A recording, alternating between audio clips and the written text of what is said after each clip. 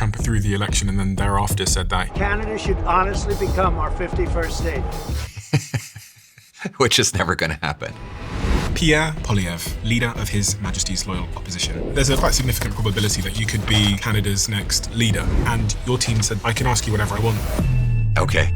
So it appears that the United States have made the decision to kind of go it alone in the world. And that is a very big strategic mistake. In Canada's case, we have everything the United States needs if they treat us like a friend. So for example, we have the fourth biggest supply of oil. And if you look at the leading five, which of these countries do you think the United States can most rely on? And I'm looking at the third vial there in the row, Iran.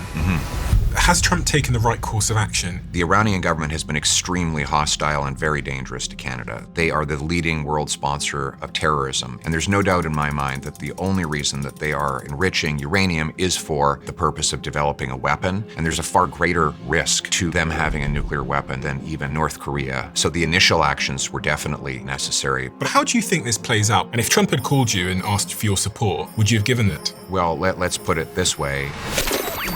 What is the thing that you're most concerned about? We're overtaxing our population. We're punishing initiative. We have 20,000 immigrant doctors who can't work in medicine. Wages have been destroyed. Young people can't start a family in this economy. And that is why the working class across the Western world is so angry. The good news is we can reverse all of that. And the other thing that I actually was really keen to talk about is this. Wow. I can see the emotion in your face. Yeah. It's still there. Yeah, I hadn't thought about that in a while.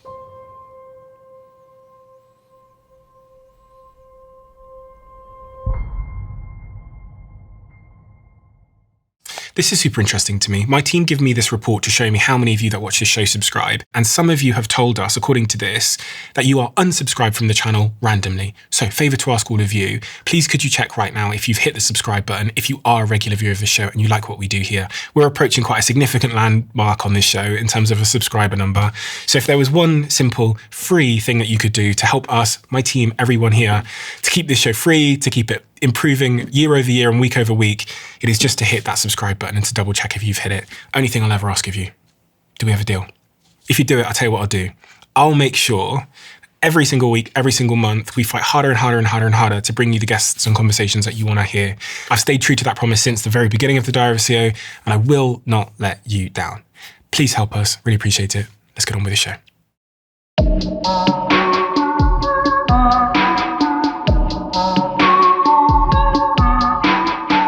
Pierre Poilievre, leader of His Majesty's Loyal Opposition. There is so much I want to talk to you about. I think you have a truly fascinating formative childhood, one of which I've really seldom seen on this show, especially when the person rises so high in their political ambitions. But I think the most appropriate thing to start with, because it's just front of mind for me at the moment, is what the hell is going on in the world? And I mean, that's genuinely, I'm up all night trying to figure out if we're on the verge of World War III, what's going on with all these alliances we used to have. What is going on in the world? The history starts really in the post-war period with a massive increase in the power and the wealth of the United States. They unleashed the capitalist system. They effectively buried the Soviet Union just by out-hustling, out-producing, and outgrowing until the Soviet Union collapsed. And then a new authoritarian power snuck up on the United States. China went from having 80% of its population living on less than $1 a day to being the second biggest economy in the world. And at the same time, the American working class has been thoroughly screwed over by relentless money printing that has inflated their cost of living while also inflating the wealth of a small group of elites. And I think this resulted in a major pushback. Now, some of that was justified, that pushback is justified, but I also think some of it is very much unjustified. Tariffing countries like Canada makes no sense. If you're the United States, you should want more friends, more trade with those friends. And that's one of the reasons why I've been touring the United States, to make the case for Canada and to remind our American friends that they are stronger working with countries like Canada and the United Kingdom than they are pushing those natural allies away. It appears that the United States have made the decision to kind of go it alone in the world. I mean, I was at Davos and I saw what Trump said. I saw a variety of things in the lead up to their talking about taking Greenland, turning Canada into one of the United States' 51st states. Is that what he said? 51st state? That's never going to happen. It seems to be very adversarial. And through my childhood and through my adulthood over the last 30 years, the US has always been the strong ally, not an individualistic, isolated force in the world. What's going on here? I think that is a very big strategic mistake. I think America would be better off working with the traditional Western alliance that helped win the Cold War. We had a very big menace, a nuclear-armed Soviet Union that was expansionary. Its empire was pushing eastward into Europe, and the response of the United States was to build a strong NATO alliance and then to unleash its economy to just outproduce the Soviets and bring them to their knees. In Canada's case, we have everything the United States needs if they treat us like a friend. We have the fourth biggest supply of oil. You can see it here. That's right. We could maybe pull that over here. This is the oil reserves by country. As you can see, Canada is number 4. And after us is Iraq and then the United States. But if you look at the leading 5, which of these countries do you think the United States can most rely on? Is it Venezuela, Saudi Arabia, Iran, or Iraq? No, it's Canada. It works very well with American refineries, and we sell it to the United States at an enormous price discount. Furthermore, we could build up an enormous reserve of this oil so that if, God forbid, the Strait of Hormuz were to be closed, just a random example, America's friends in neighboring Canada would have a couple 100 million barrels that are already produced and ready for use if it's needed. So this is really kind of rocket fuel for the Canadian economy, but it's strategically important for our American friends. We could cooperate better on this if we got a friendly posture and a fully tariff-free trade arrangement with the U.S. What's interesting when I look at these vials of oil that we have on the table, and I see that Venezuela is number 1, Saudi Arabia is number 2, Iran, Canada, Iraq, and then the US, is a lot of these countries that have a lot of oil are in conflict with the United States right now. That's right. And now, as I look at this, it seems like I understand why. So Venezuela, I mean, Trump just flew in and took the leader of Venezuela and his wife out of bed and seized the country. Iran, the US are at war with Iran now. Iraq, I mean, that's a story already. And Canada has been the other one where it's been incredibly adversarial over the last couple of months. Is this just all about oil? Frankly, we don't really understand what the dispute with Canada is about because we've been a very good and friendly partner to the United States ever since the early 1800s, before we even formed as a confederation. What I would say to Americans, though, is you shouldn't have to worry about all of these countries if you're working collaboratively with Canada and you're trading freely with a separate country to the north, then you will not be bound by what happens in these other less stable and arguably more hostile countries. What I believe we as Canadians need to do is use our natural resources as leverage to get what we want from this administration and future ones. What we want is tariff-free trade for our steel, aluminum, lumber, and automobiles. And in exchange for that, we can produce more oil and sell more of it at better prices to the United States of America. Oil is only one part of it. There's also the strategic minerals that are necessary for, God forbid, modern warfare, and we have those as well. We are a resource superpower, and I want to leverage that to get what we want from the U.S. and from other nations. I'm looking at the third vial there in the row, Iran. Mm-hmm. Has Trump taken the right course of action in bombing Iran in the way that he has? And the other question that's, I think, on everyone's mind is like, how do you get out of this? Is this going to end well? The Iranian government has been extremely hostile and very dangerous to Canada. They killed 55 Canadian citizens and 30 permanent residents by shooting a civilian aircraft out of the sky, PS-752, for reasons we still do not understand and with no explanation whatsoever. They have unleashed agents into our communities and streets to harass the Jewish and Persian communities of Canada. And they are the leading world sponsor of terrorism. It is absolutely unacceptable for the Iranian government to ever acquire nuclear weapons. And there's no doubt in my mind that the only reason that they are enriching uranium is for martial purposes. There's no need to enrich it to the degree they have in order just to have nuclear power plants. I have no doubt that they were doing it for the purpose of developing a weapon. And if that were to happen, it could be catastrophic for neighboring countries, but also for faraway lands if given the ability to develop long-range missiles. So my view and the view of the Canadian government is that the Iranian government cannot be allowed to develop nuclear weapons, and any action to stop them from doing that is necessary for world peace. Was this action necessary to stop that, in your view? I think that the initial actions were definitely necessary, particularly the bombings 4 or 5 months ago to target the nuclear development sites.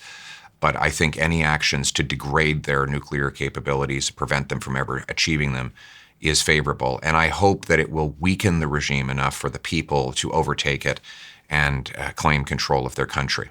It doesn't look like that's the case. I think they've appointed the son of the Ayatollah to lead the country now, and they seem to be firing at everybody in the region. There was some reports that they might have ballistic missiles that could reach Europe as well. Yes, and this is what we have to stop. I mean, the idea that they are carrying out this aggression simply because they've been attacked is false. They would have eventually carried it out. The question is when and with what means. And if we had just sort of slept and waited, we would have ended up with a catastrophe. This is different than North Korea. North Korea was allowed to get nuclear weapons, but they don't have the same celestial fundamentalist ideology there. Ultimately, the regime in North Korea is interested in its own survival and its power. The regime in Tehran has a theocratic dream. They believe that there's an afterlife in which they could be rewarded for carrying out mass destruction on what they call the infidels. They don't respond to deterrence the same way that Pyongyang in North Korea would. There's a far greater risk to them having a nuclear weapon than even having that in a communist totalitarian state like North Korea. But for Canada, in this environment, our superpower is, again, our resources. And that's why it has been one of my major obsessions to unblock our resources, get them to tide water, accumulate them in a strategic reserve that would allow us to really flex our energy muscles in environments like this, and also reduce dependence on regime like Iran, like Saudi Arabia, like Venezuela. If Trump had called you and asked for your support, had you been leading the government of Canada, would you have given the support? This is the big conversation at the moment in the UK, because Keir Starmer was reluctant to send troops originally, and it seems to have irked Trump in an interesting way. So our Prime Minister did support the attack, and I agreed with Prime Minister Carney on that point.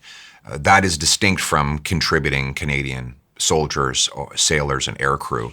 I'm not proposing that we send ground troops to Iran, and we are not in a position right now to supply a lot of the demands that this conflict would require.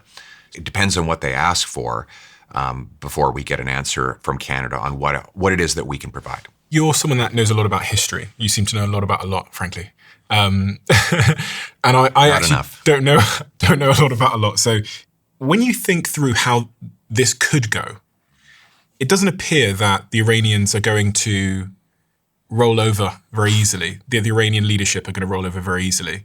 Trump doesn't appear to be a man that likes taking hits to his ego. So it doesn't appear that he's just going to pull out and let things unravel. And then the third option, one would say, is that they double down even further and send troops to the region. How do you think this plays out based on everything that you know about both history, about Trump, and from your pattern recognition? Well, it could go a variety of ways. Remember the first Persian Gulf War, George Herbert Walker Bush decided that he had downgraded and penalized Saddam Hussein enough for the invasion of Kuwait. Mm-hmm. He declared victory and he moved on.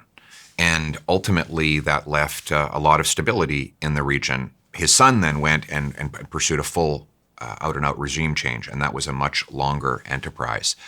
The president will have to decide which of those two Bushes he uses as a model. But I think that the important thing is to know what the objective is. For me, the objective has to be to make sure that the Iranian government never gets the capacity to send long-range nuclear missiles to countries, or even short and medium range to Israel, for that matter.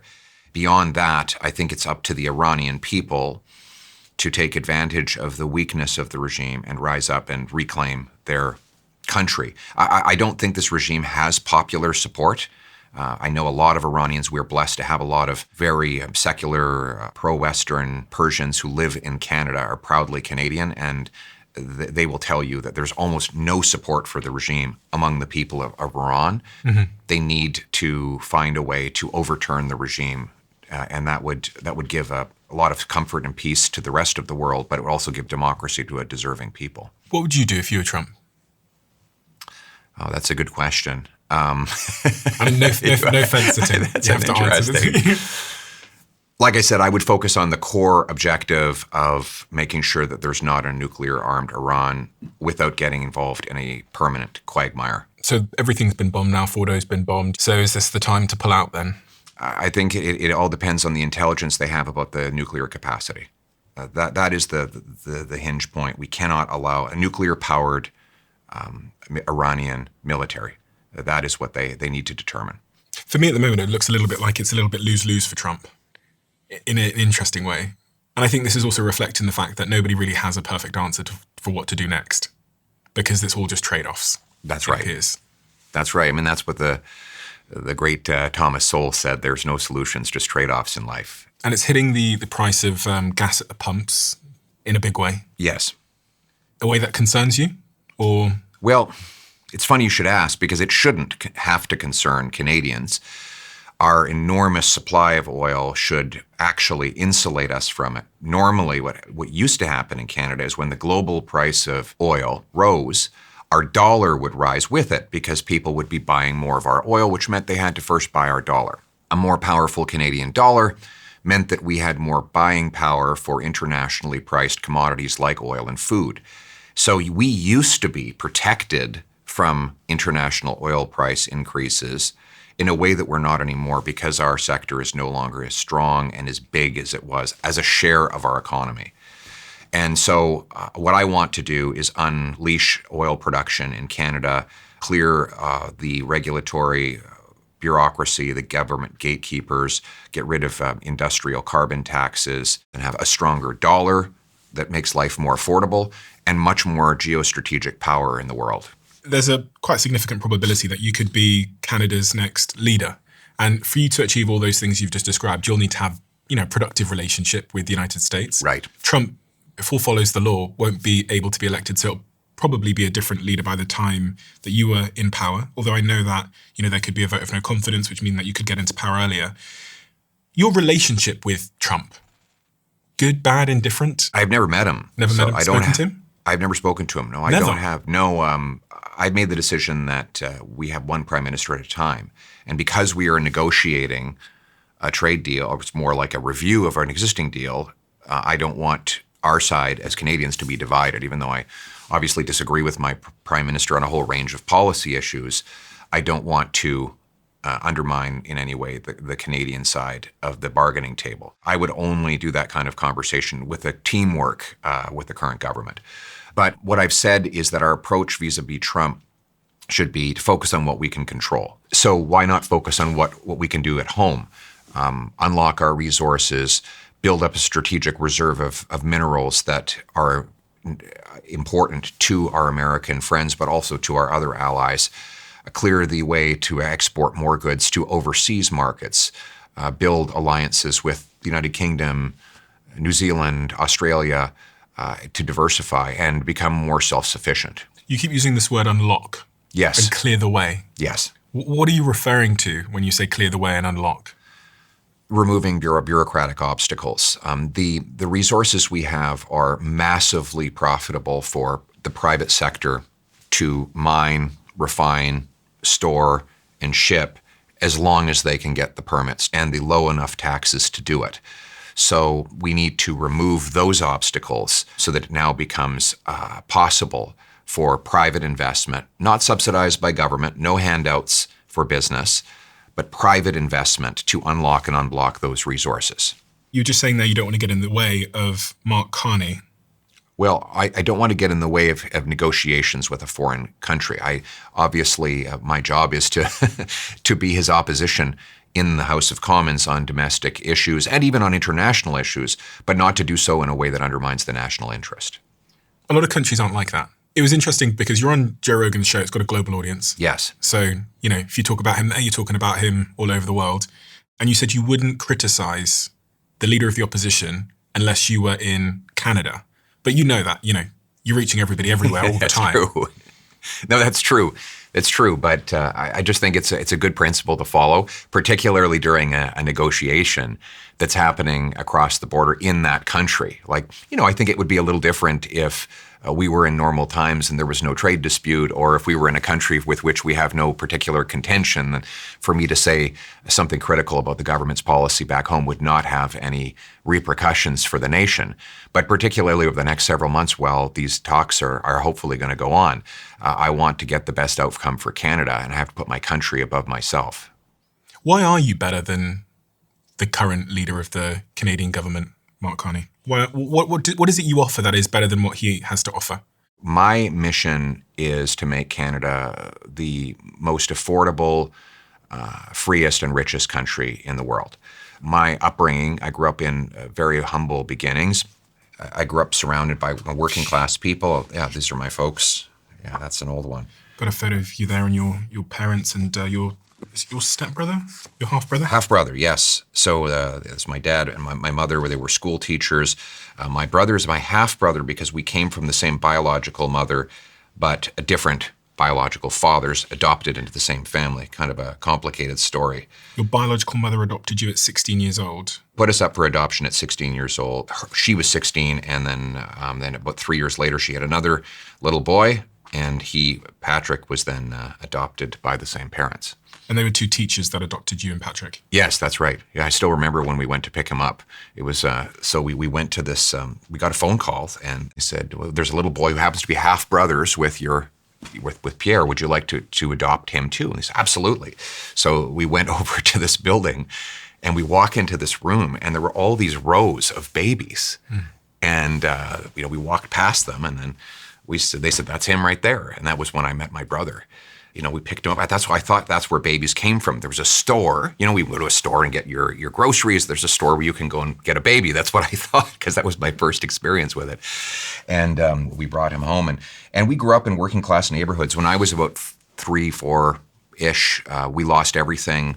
We got smashed by high interest rates. My mother had saved up enough to buy 2 little rental properties. We lost those and our home, and had to borrow from our grandfather to get a down payment so we'd have a place to live.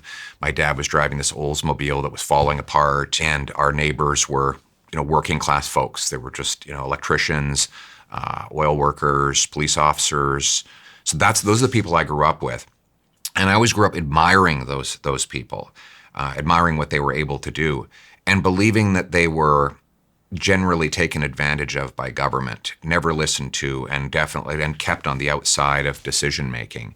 And my mission has been to bring back what I call the promise of Canada, that anyone can achieve anything. It doesn't matter if you start off as an adopted kid raised by school teachers, or an immigrant from Botswana who grows up really poor.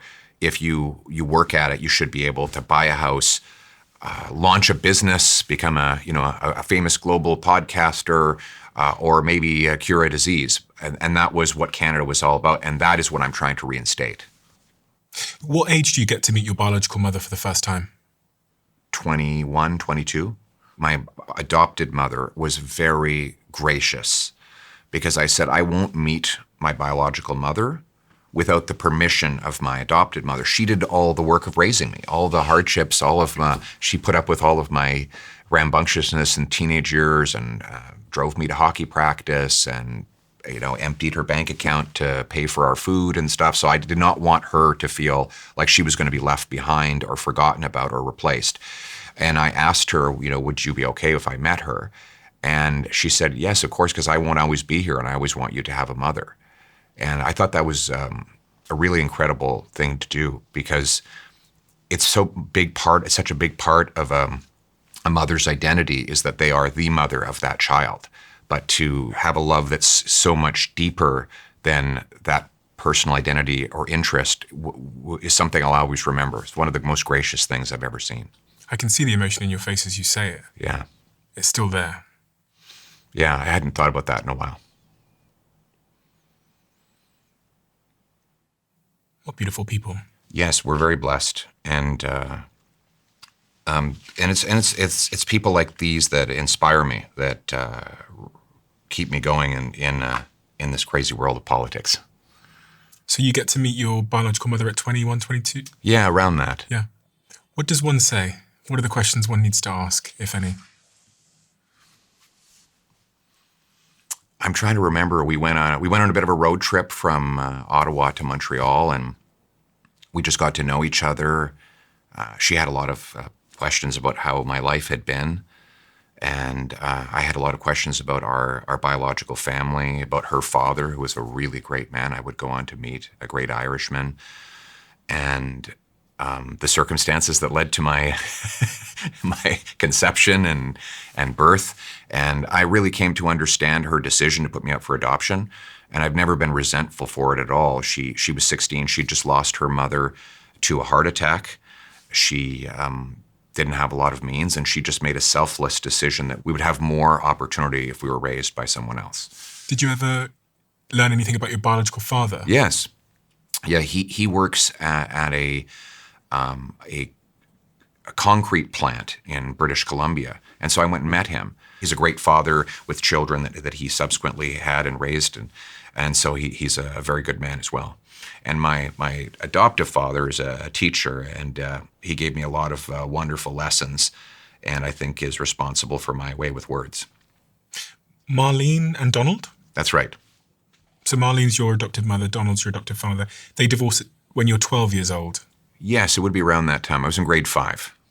Very difficult time for parents to divorce. Very difficult time. I remember that period of life very, very clearly, because I remember one day my parents coming to me and telling me that they didn't love each other anymore and that they were going to get a divorce. They didn't. Okay. But I remember which, I think did enough damage, but it was around that age. And I remember where I was stood in the house. I remember what I was wearing when they said that to me, because it's earth-shattering. It is, actually. I can't unforget it. It was traumatizing. Well, my dad told me, and he wanted to tell me alone. So we got into the car. He said he wanted to take me for a drive, and we drove to the local corner store, and we parked in the car, and he told me that there. But it is very traumatizing, and but at the same time, like, they were very, very good parents. So I don't judge them for how they ended up apart. We were very blessed. They gave me a great start in life. Even though they weren't together, they loved us very much, and they gave us all they could. And Donald would eventually come out as gay. That's right. One would assume that he was dealing with the conflict of feelings. Yes. For much of the time. He had been raised in a very devoutly French Catholic household, and that's why we have a French name. And before he got married, he'd even consider going into the priesthood, and he was a very devoutly Catholic person. He genuinely loved my mother, but obviously he wasn't programmed that way. He has a wonderful partner, and we're friends with, very close with him and his partner, Ross, right now. Do you see how that's changed you as a man? As you've grown up, whether it's your perspective on what love and romance is or anything else? I think that if everything just been, white picket fences and, totally predictable, and then I wouldn't be the kind of person I am today. I think it's also, it's like you. Would you have been as successful as you are if you had a very easy childhood? I doubt it. I bet all the hardships that you had, and the twists and turns that took you from Botswana to the United Kingdom and then onward probably gave you some superpower. And so I think it gave me the chance to understand that you don't judge people, you love them for who they are. My parents also taught me an important lesson that Shakespeare says, "To thine own self be true." My mother when she was a small baby, she was in a car accident and her fingers were burned off, and she had horrible scars, horrible burns on her hand at the time. And as I got to my adolescence, I said to my dad, did it ever bother you when you started dating her that she had this injury? And he said no, because it didn't bother her. She was totally at peace, and she never hid it. It wasn't long after we met that I forgot it was even there. And the message that I took from that is, be yourself. Don't try to hide the scars. Scars are the trophies of survival. So those are some of the lessons that my mother and father taught me. And my dad was the same about who he was. He just lived his life unapologetically and openly, and he never apologized for who he was. And that has stayed with me. When you speak of Marlene, you speak up with her with a great fondness and expression in your face that, I've sat here 600-700 times, so you get to see who matters most to people in their lives just by looking at their face. And she's clearly on the podium. Yeah, she's a very feisty little lady, very short and very, very forceful. She taught me a lot about being, pugnacious and fighting for what you want and what you need in life. And and we argued a lot when I was a kid, and I think that maybe forged some of my current political argumentation as well. My wife is a big part of it as well. She's a very strong, feisty, intelligent lady with an incredible upbringing as well. She's a refugee from Venezuela and came with really nothing. And so she has this sort of MacGyver-like skill set to get anything done, no matter how difficult the logistics. So I've been very, very blessed with strong women around me. At a very young age, it appears that you took a liking to politics. You mentioned hockey first, and Marlene taking you to hockey. Found a couple of photos of you playing hockey, which I found to be quite interesting. But yes. But politics. When did politics come into your psyche? I would have been kind of in my mid-teens. Well, I got into football, hurt my back in football, so I couldn't stay on the team. My mother had always gone to these sort of local conservative meetings, sometimes just bringing baked goods or attending a volunteer meeting. And I said, well, why don't you bring me to one of those? Because I'm bored out of my skull. And she did. This gives me meaning. This gives me purpose. I want to go and pursue this. So I started getting more and more involved. I got an internship, making almost no money, and I'm dressing up in a used suit and really threw myself fully into this mission. One of the books that I realized you'd read at that time from some research is this book, Adam Smith, The Theory of Moral Sentiments. Yes.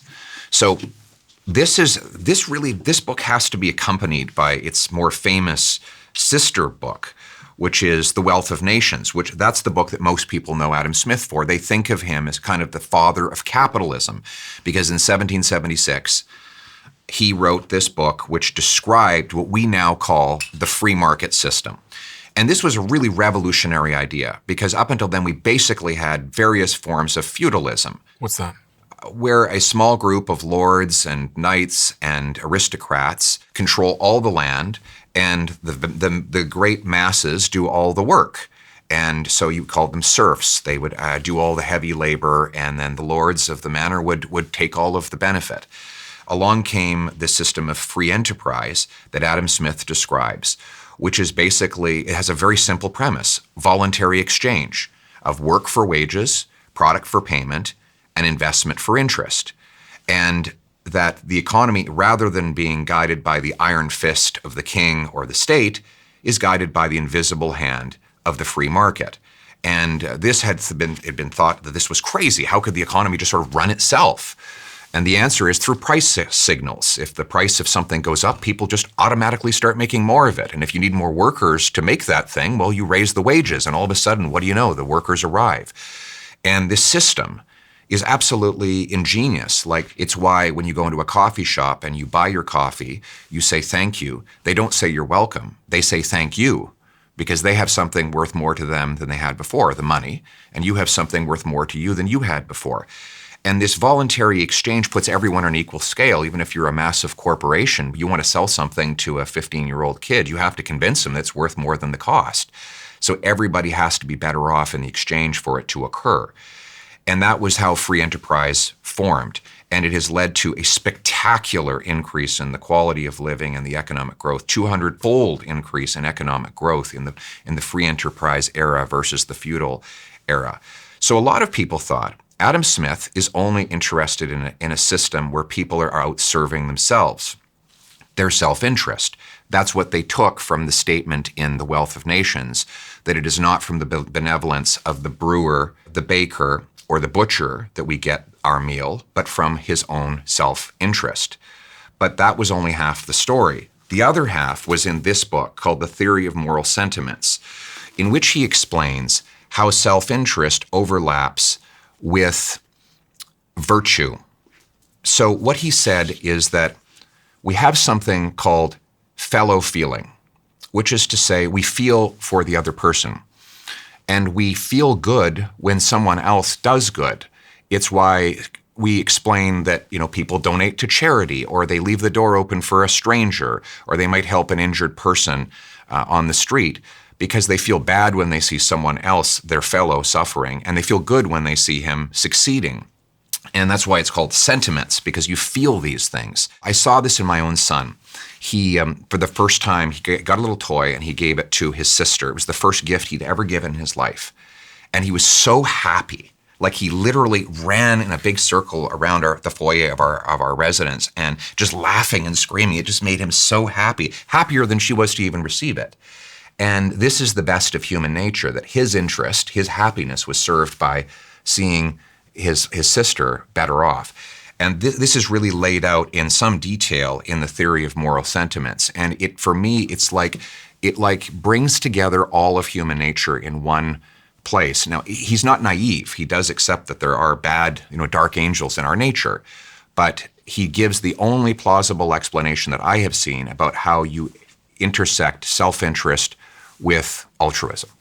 And how did that change your perspective and therefore, your policies and your career? I have found that those who push a socialist ideology have a gross contradiction in their view of human nature. They say that human beings are wretched, self-interested, greedy when they're in the private, voluntary economy, but they're angels when they're in the governmental economy. And therefore, they argue that the government should just control everything, because then we have all these angels that will decide for us, decide what we get to, how our money is spent, what we're supposed to believe in the modern day, what kind of vehicles we drive, what we should think. But that is a huge contradiction. If man is not capable of deciding for himself, surely he's not capable of deciding for others. And I think the worst vices in human nature come out when there is too much power and concentrated in their hands. Absolute power corrupts absolutely. So my ideology is that we should disperse power, that it should be a bottom-up system with as much freedom and agency as humanly possible, that people should be free to choose for themselves, and that the purpose of the government is to do only those things people cannot do for themselves.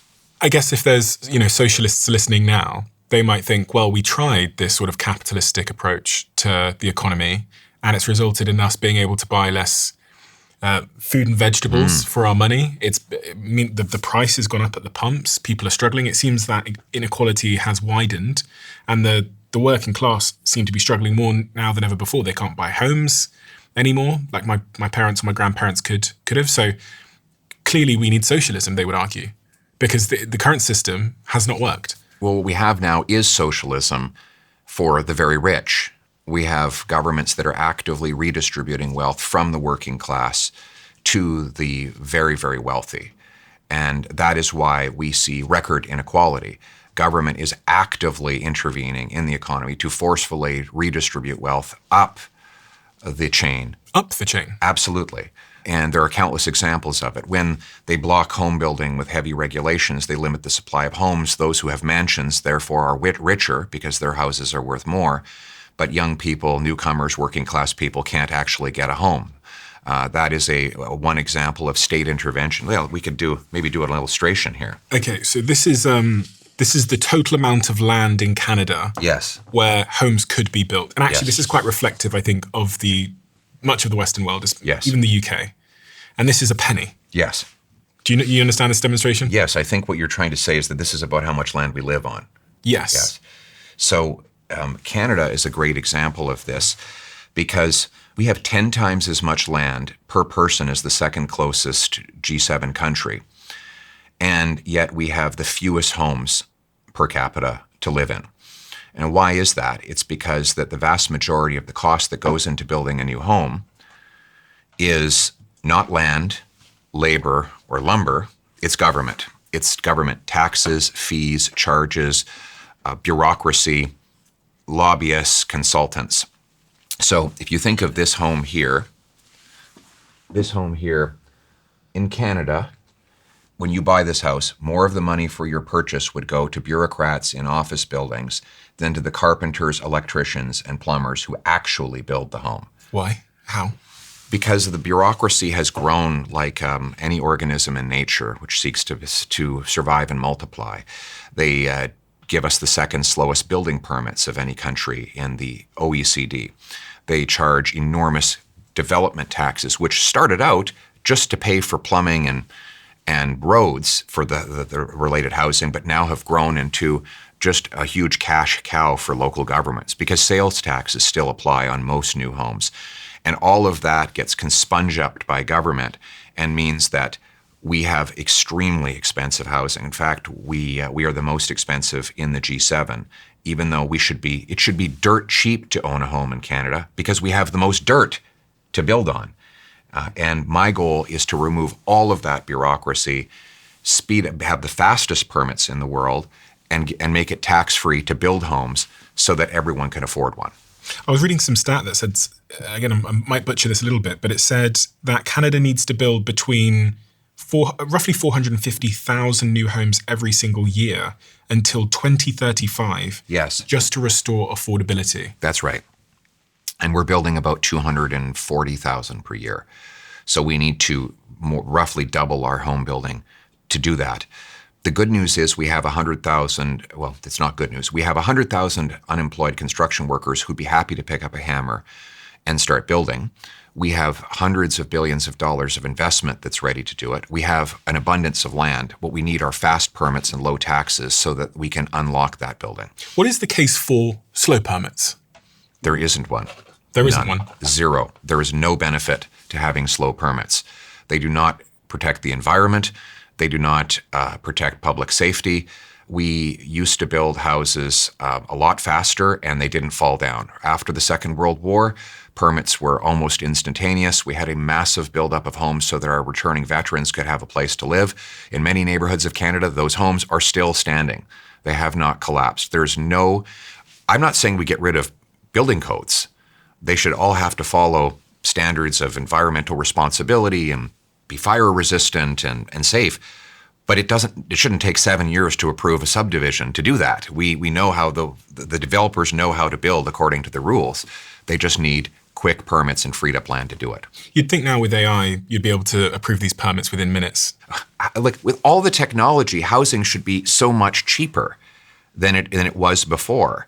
In fact, everything should be so much cheaper. But this is another area where government is redistributing wealth from the working class to the super rich. It's the monetary inflation where we're creating cash at a far faster rate than we're creating the stuff that cash buys. We've, in Canada, increased the number of homes over the last 10 years by 13%, but we've increased the money supply by 100%. In other words, there is now the growth in the money supply is 8 times faster than the growth in the housing supply. Which means for the average person? That it bids up the price. Now, you might say, well, if everybody's equally getting their share of that money, then who cares? But they're not. There's something called the Catalan effect, which is that the first people to touch the money in a monetary expansion are those who are already wealthy and already connected to the financial system. So when government creates cash to fund its deficits, it doesn't just dump the bills out of an airplane into a suburban neighborhood. It injects it into the banking system by buying government bonds at inflated prices. And those who trade in those bonds are the first to get the cash. Those connected to the financial system are the first to borrow it. They get to deploy it before it loses its value. By the time it trickles down to the working class people, it's lost its value and their wages have been destroyed. And this has been happening on and off throughout all of human history, but it's been particularly bad in the last 55 years. And that is why I think the working class across the Western world is so angry. Canada have consistently dropped down the sort of happiness league table. Well, actually, from 2015, we've gone from 5th to 25th. The 18th we went from 18th to 25th just in the last year. So you were the 5th happiest country in the world, and now you're 25th. That's right. And part of it is food. We have the worst food price inflation in the G7 today. It's due to a lot of hidden taxes that are baked into food production. We have an industrial carbon tax that it charges on farm equipment, fertilizer, and food producers. We have a new fuel tax that's just come in. Single-use plastic is now banned, which makes it so that food goes bad about 5 days quicker. So it sounds kind of very virtuous. We're not going to use plastic anymore, but it ultimately means food goes bad, and somebody pays for that. So I want to get rid of all of those taxes and fees and unnecessary regulations that do nothing for our health and safety so that we can have more affordable food. But more broadly, we have to get rid of the monetary inflation that I described. As I said, we've doubled our money supply in Canada from 1.4 trillion to 2.8 trillion in 10 years. So it is not actually that these things cost more. It's that the money with which we buy them is worth less. Because we're creating so much of it. And why are you doing that? To fund deficits. To pay for debts. That's right. And that's why all government, it's not just Canada, by the way, it's across the Western world. They're creating cash to fund deficits. And the deficits come from having a big government. Yes. A government that's too big. That's right. That's too involved. That's right. And the result is that we're creating cash faster than we grow food, build homes, or produce energy. And my mission, Stephen, is to flip that. I want us to create more of what cash buys by unblocking food production, energy production, and home building so that we add those things faster than we add the cash to the system. I saw this graph here, this chart, which is GDP per capita with international counterparts. So on there it has Canada, United States, OECD, and it shows, it's quite stark. It shows that Canada has basically plateaued in terms of GDP per capita. For the average person, what is GDP per capita? What does that actually mean? It's your income, really. It's ultimately, the GDP, the gross domestic product, is the value of all the things that you produce. If you're producing more per person, over time, people will see their wages rise, their real wages rise. If you don't produce more per person, then your wages are flat. And so that is what we've effectively had in Canada over the last 10 years. Why? Because we are not unlocking our resources. Our biggest industry is oil and gas, and it's locked behind very aggressive anti-development laws and bureaucracies because we're blocking home building and because we're overtaxing our population. We're punishing initiative with high taxes. The good news is that we can reverse all of these things. If we have the most pro-development and the fastest permits in the world, if we cut taxes on work, investment, home building, and energy, then we can massively increase our output of the things that we need to have a good life and the wages that people earn to buy it. This seems to be a familiar story across some Western nations. It is. What are those Western nations, and what is the thing that they've all gotten wrong in common? Well, I think that it's probably true in the UK and the European Union as well. What did they do wrong? Well, let's take Germany. They shut down their nuclear sector and they tried to effectively drive oil and gas out of their country. The end result was extremely high energy costs. And this was another intervention that took from working class people and gave to the very rich. Those who were able to get the subsidies for windmills and solar panels got fabulously wealthy, all very powerful people. But the workers in the plants and the mines of rural Germany ended up losing their jobs and paying higher prices for electricity, all of which, by the way, has been reversed because now the Germans are back to burning coal. So it did absolutely nothing for the environment. This is another example of government intervention totally screwing over the working class, a phenomenon across the Western world. And this is the big lie. The big lie is that when government gets big, it gives people their fair share. What it does, in fact, is it gives the money and the resources to those who have the most political power. Those people are all rich, and it pays for it by taking from the working class. So my mission in politics is to reverse that entire approach, have a small government with big people, a meritocracy that rewards work, and a free enterprise system that requires businesses compete for workers with higher wages and consumers with lower prices. I'm looking here at the GDP forecasts for various countries around the world. And the United States GDP forecast looks like it's been pretty strong relative to others. Canada looks like it's going down 2025 estimates 1.7%, 26 estimates 1.3%. The United Kingdom as well seems to have been lagging, both the United States and Canada. And Germany, as you said, in 2024, their GDP growth was only 0.2%, which is hundreds and hundreds and hundreds and hundreds of percentages lower than the United States, Canada, or even the UK. But clearly there is a problem with GDP growth here for Canada, for the United States, for the United Kingdom, relative to a country like the United States. It looks like the United States are doing something right. If you look at GDP growth as the main measure. Look, there are some policies that we can learn from. It's not just the United States, though. Look at Switzerland, for example.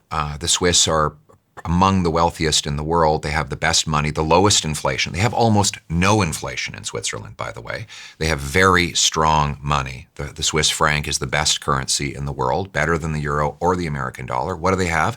Free enterprise, small government. The share of the economy consumed by government spending is significantly lower than anywhere else in the Western world. Outside of Asia. And so they do very well. How is it that the Singaporeans have become one of the wealthiest nations on earth? They have no resources, literally nothing. They have to import their water, for God's sakes. They took a swampy, mosquito-infested island and three peoples who were struggling to survive in their homelands, and they came together and created the wealthiest country in the world outside of the Gulf states. Why? They have free enterprise. They have low taxes. It's easy to start a business. You're rewarded for your hard work. This is the kind of thing we could be doing. So looking at the numbers of Singapore operates in a league of its own, outperforming both the UK, Canada, and the USA in terms of growth and per capita wealth. As a hub economy, it is currently riding the wave of the global AI boom because they've enabled entrepreneurship. And it is more than, from a GDP perspective, last year, more than double the United States GDP growth. And I mean, it's left Canada and the United Kingdom and even Switzerland in its tracks in that regard. Interesting. It's a spectacular achievement. I mean, Lee Kuan Yew, who founded the country and created this miracle, should be studied by every leader in the world because I don't think there's anyone who's been able to generate such a massive increase in the quality of life and to do it with literally no resources whatsoever except for geography. And they managed to exploit their geography, as you said, to be kind of like modern-day Nabateans. They're a trading hub for all of Asia. Every sort of economic policy or philosophy does have a trade-off. Mm-hmm. I mean, it's one thing you learn as a podcaster, that there's just always trade-offs. And if you're not clear on what the trade-offs are, then they might surprise you. Right. I mean, you can talk about socialism or you can talk about capitalism, whatever. All of them have trade-offs. What are the trade-offs of your economic strategy and philosophy? Well, the leadership has to have humility because it has to let go of power and turn it back to the people. And that is a very hard thing for politicians to do. No politician wants to have written on their gravestone, he stayed out of the way, left people alone so that they could do great things without him. Although I think we'd be better off if more of them did. But I should also say that there is a role for government. I'm not suggesting that there isn't. There should be a basic social safety net that provides the things that people who are less advantaged would not be able to have for themselves, to make sure that everyone has health care, even if they can't afford to pay for it, that there's basic schooling and roads and infrastructure. But what happens is that once you get beyond providing those basics and government starts to metastasize into, all kinds of other things that are not its core responsibility, each dollar spent has less and less return. And then it turns into a negative return where the more they spend, the more damage they do. And I think we're beyond that point on the curve. Because I'm thinking about how immigration ties into all of this and to GDP growth. I think in Canada, from the research I was doing, there has been a decline in birth rates. Yes. So there's significantly less people getting married. There's significantly less people being born. So how does one run their economy when you're not having new children being born without bringing in lots of immigrants to help support that economy? Well, first of all, I think we have to ask ourselves, why has the birth rate gone down? And I would argue that it's economic reasons. If you cannot afford a home, then you have no place to raise children. We have this phenomenon in Canada of 35-year-olds still living in their parents' basements. And how do you even get a date? I mean, how do you bring a date home? it's a challenge. Wow. If you're 35, and these are great high-achieving people who've got jobs, but they just can't afford a place to live, or they're stuck in a small apartment because that's all their paycheck will buy them in the way of rent. And so I think for those economic constraints, we have a lot of young people who otherwise would love to have children in their late 20s, early 30s, who simply have nowhere to raise them. Am I right in thinking that a lot of these Western economies have allowed a lot of people into their countries to make up for the willingness or desire or the availability of people to do the sort of low-wage jobs? Is this what's happened globally? Because it's what people tell me in the UK. Yes, I think that a lot of multinational corporations have abused the immigration system in order to drive down wages. In Canada, for example, the government massively expanded the international student and temporary foreign worker programs, and that allowed corporations to pay artificially low wages to people who do not have the same mobility rights and opportunities. And that drove down wages, displaced people from their jobs, and ultimately ballooned housing costs. And so my position is that we need to cap numbers and ensure that the economy, healthcare, and housing grows faster than the population at all times. If you cap numbers, does that mean that these corporations, these entrepreneurs, these companies don't have enough people to fill the roles in their companies and therefore have to move somewhere else? What does it mean? No, I mean, we have unemployment. We have people without jobs. But some multinationals don't want to pay full wages. So they think, well, just undercut the wage by bringing someone in from a very poor country who's willing to work for a lot less and who has fewer rights because they can't leave the job to go to another employer. So it's kind of like Easy Street. And so my view is that when you've got unemployed people and you're trying to fill your workplace, pay higher wages. Give people a better return on their work. You've got unemployment. Are those people trained and skilled and willing to do the jobs that Canada needs them to do? Yes, absolutely. I mean, we have 100,000 unemployed construction workers. They could be building the homes that we need built. We have young people coming out of high school without a job. We have 30-year highs in unemployment among youth. They should be getting those jobs. And, Starbucks says, well, they don't want to take them. Well, maybe you're not paying enough. If you're not paying the right wage, then you're not going to get the right worker. But pay an equivalent wage and you'll attract a worker who will do the job. Again, I'm trying to play devil's advocate here. Okay. So, Starbucks increase wages. Yes. Which means that Starbucks then will increase the cost of a cup of coffee, presumably. Well, unless they can find more efficient ways to run their systems. More competition in the system will allow the worker to gain more and the consumer to pay less.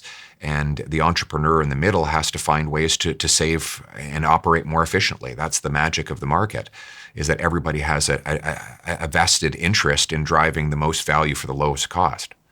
One of the interesting ways lots of employers are finding ways to drive efficiencies is this new technology called AI. Right. And again, maybe somewhat ironically here, Anthropic, who are one of the world's leading AI companies, released a report 2 weeks ago. I'll throw the graph up on the screen, but it shows where job disruption will take place based on how people are currently using their tools. And one of the things they noticed is that there's been a increase by, I think, roughly 14% in youth unemployment because entry-level jobs are the ones often in white-collar industries that are being taken out first. Right. And you hear these things and you go, oh, that's some stats and whatever, and it's, not necessarily tanked the economy yet. But as an employer of hundreds and hundreds of people all over the world now, I have started to notice that the case for hiring certain groups of people is becoming much more tricky now because of these tools. And it doesn't make me sound great saying that. It's not that we're not hiring hundreds of people, but there's this certain set. When I look at specifically entry-level grads, if they aren't really AI proficient, they are a lot less appealing in some roles than young grads that are extremely AI proficient. And the problem is not many of them are. And that just in a company like mine, if you're AI proficient, really irrespective of age, and you know how to build this thing called AI agents, it's kind of like you come with 50 team members of your own. Wow. That's what it's like. So I've got a kid called Kaz here. He's a young guy in his 20s. He's built a team of agents that now work for him. So hiring Kaz means I get Kaz and his team of agents because he's proficient in that technology. Most of the workforce hasn't been trained because of the education system to know a thing about this. Right. So it's becoming increasingly difficult to hire entry-level people, but actually all the way up the board, unless you have deep expertise in a domain, which would mean that I can get Kaz to make you the agents. So like my CFO, for example, 50 years working in finance, etc., deep expertise. I just need her, and then she can build out a team of AI agents to work with her. Back in the day, if you'd got 5 years ago, I would have needed her and her to have a massive team of people. Right. I say all this to say that there's a certain group in society, people that have deep domain expertise and people that are technical, that I think are in higher demand than ever before. And everybody else, as AI continues to replace them through things like autonomous driving and robotics is around the corner, I think there needs to be a real conversation about what happens to these people. Can I ask you a question? Yeah. So throughout history, we've had these scares where new technological developments have threatened to replace, and in reality have replaced, certain human labor. So you had during the Industrial Revolution, machines were replacing muscular power, and then you had the Luddites who came and tried to smash those machines to protect their jobs. In the end, they just got different jobs with higher pay because they could do more with these machines, and they didn't have to walk behind a mule's ass pushing a plow in the hot sun all day. They had a tractor that would pull the plow, and so on and so forth. And then in the dot-com era, we were told again that people are going to lose their jobs to computers. In fact, they were made more productive by computers. Do you think this time is fundamentally different than those prior technological revolutions? I would say, first thing is nobody knows. The second thing I'd say is yes. Okay. And the reason I'd say yes is just the speed of disruption. So unlike in the Industrial Revolution, where it takes some time for the new technologies to become adopted because of the nature of what those technologies were, this technology is built on the internet, which has global distribution. So OpenClaw is a good example of a technology that is very, to simplify it for the audience, it can do anything on my computer. So if I put a computer here on this table, I can text OpenClaw on WhatsApp and tell it to go on this podcast right now, look at the part of the conversation that was most replayed by the audience, clip it, add subtitles to it, tweet it, or send it to my Slack channel. I can get it to, I'll tell you something I did the other day. I was in my house in Los Angeles, and it was very, very hot because there's a heat wave at the moment. So I said to it, can you go on, take a look at my house online, buy me a umbrella that I can put because I like to work outside. I actually voiced it this. And what it did is it went on Google Maps. It looked all around my house from all around the outside because it knew where I lived for some bizarre reason. It knew that a charcoal umbrella at a certain size would suit that table out there. It went on Amazon, found the charcoal umbrella. It ordered it. It arrives at my house. And it transacted. It didn't transacted because it had my login details to transact on this particular website. So, but it's just, the framing is it can do anything that you would do on a computer.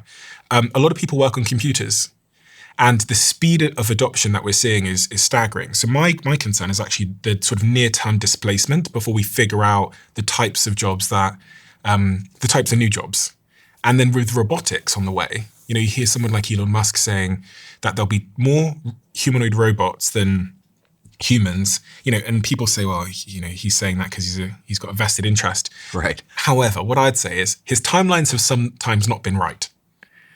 But when he said he was going to make those spaceships land on chopsticks, the spaceships eventually land on chopsticks. Incredible. Oh, he's a brilliant mind. Don't underestimate him. And my car out there drives itself without intervention. So I don't know, it's a really interesting time. I can both see why this technology is going to change the world for the better, and I believe it will. But then I'm just really concerned about certain economies and countries that aren't taking it seriously because they're so distracted by other things. Like a lot of them race baiting. A lot of them are like immigration seems to be the winning lever. Like just say the brown people are the problem. But I'm like, maybe the alien is something else. Maybe the alien are these agents that are actually going to take our jobs. I believe the basic human need is meaning, to have a purpose in life. And often the question we have to ask is, how can we guide this revolution in technology so that it empowers people to do things that continue to give them meaning? I think it was John Adams who said something to the effect of, my father studied warfare so that I would have the security to study commerce. I study commerce so that my children will have the prosperity to study arts. If these new systems give us the ability to focus on the things that we love doing, that give us meaning in our lives. And that could be a different thing for each person, while at the same time supplying us with a lot of our material needs. It could be very positive. If it simply strips away our own utility and leaves lots of people without the ability to work at all, then it could be very, very dangerous to our lives. So I think that we have the public policy objective is to ensure that it becomes an enabler of humanity, not a replacement for it. So you could come into power in, is it 2029 if there's no overthrowing of the current leader? 2029 is going to be an interesting time. If these sort of forecasts that we're getting from some of the world's leading experts in artificial intelligence and robotics come true. Have you thought much yet about how you would counteract that? What you would do to make sure that there isn't huge job disruption? Because a lot of people like Sam Altman have suggested through their actions that they might support things like universal basic income. In fact, Sam Altman being the founder and co-founder of OpenAI, which makes ChatGPT, I think his other startup is called WorldCoin, which uses your retina scan to validate that you're a real human being, so that they can distribute money to people. Because in a world of AI, we're going to need to find a way to distribute wealth. And if you listen to Elon, he says we're going to live in the age of abundance, where working is going to be optional. He says now if you're a surgeon and you're training to be a surgeon, he says absolutely don't, because in a couple of years' time, there's going to be no human that's better than any AI surgeon. Wow. So if these things are true, surely you should be making plans. And, when a lot of smart, I know they have an incentive, they're raising money and they have a certain narrative which helps them raise money. But if they are right, the future looks very different from the past. That's true. Do you have a plan? I have principles that I would apply as these technologies present themselves.